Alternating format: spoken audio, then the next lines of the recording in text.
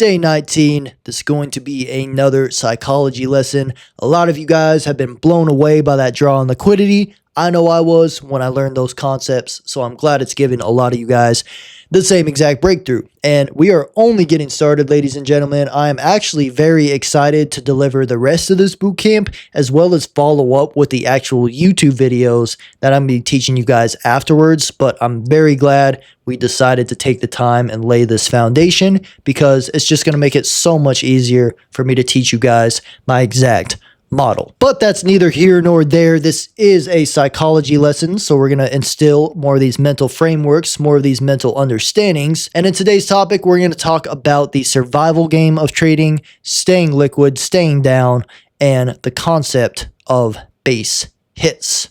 Now, the thing in trading, guys, we have to understand that trading is, in fact, a survival game. This is not a make money all the time game. This is not a wake up and the world just gives you everything you want game. This is a game of staying fucking alive. If you die in the game, you cannot play, guys. If you run out of money, you cannot play. The main goal, at least, is to stay alive long enough to actually be able to play the game, long enough for your edge to actually play out. So, a professional trader's number one concern is not making money. It is protecting, keeping, and investing smartly the capital that he has made. And ICT himself has this really good quote that I heard back in the day. It's that a professional trader is slow to risk money, fast to protect it. Now, how many of you guys do the opposite? You're very fast to jump in a trade and risk money, but you're very slow to actually be like, wait, hold on, let me protect this money. Let me not take a trade.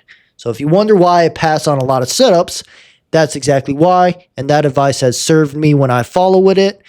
And that advice has served me whenever I'd followed it. Whenever I haven't followed it, I experience the consequences. So the main thing to understand is your main goal, your number one priority is to protect your capital. A home run trade is coming eventually if you stay in the game long enough, but only if you're liquid enough to capitalize it. So first step is staying alive. The second step, just as important, is staying liquid.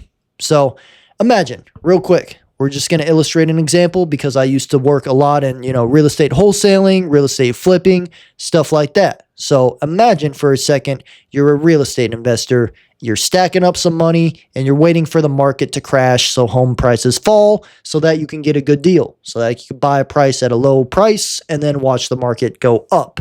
Now imagine you get bored. Imagine you're like, fuck, man, I've been saving all this money for, a good year and a half, still haven't found the deal. I'm calling all over the place. Market's still propped up. Damn, man, I just want to buy a deal. Can't I just buy a deal? And you get bored. You start forcing things. You start, looking a little harder and kind of inflating the numbers even more on that deal that is not ideal. And you end up pulling the trigger on something prematurely. And guess what? A year later, the market drops. And by that time, you've already been through the ringer with that other property. Now you're broke. You don't have the funds to go ahead and invest when the opportunity is ripe. Because what did you not do? You did not stay liquid. You did not stay alive. So when the opportunity came, you could not capitalize. So it's very important in trading and business in general to stay alive and stay liquid. In trading, nobody knows when that home run setup's coming. Nobody knows when the prices are going to fall so you can get a good deal. But if you're spending the waiting time, fucking up your bankroll, fucking up your budget, you are going to have no liquidity by the time that home run does come around. And I can't tell you how many times, guys, I have spent the whole month fighting around break even and in drawdown just for that one A+ setup to come. And conveniently, it was coming on the day I was in drawdown. So I had to literally use that position to get back to break even instead of making money. And a lot of you guys have experienced this a lot. A lot of you maybe have experienced this so much that you feel like the market has somehow cursed you, because it always seems like when the A+ comes around, you have no liquidity to go ahead and risk. Your accounts are blown.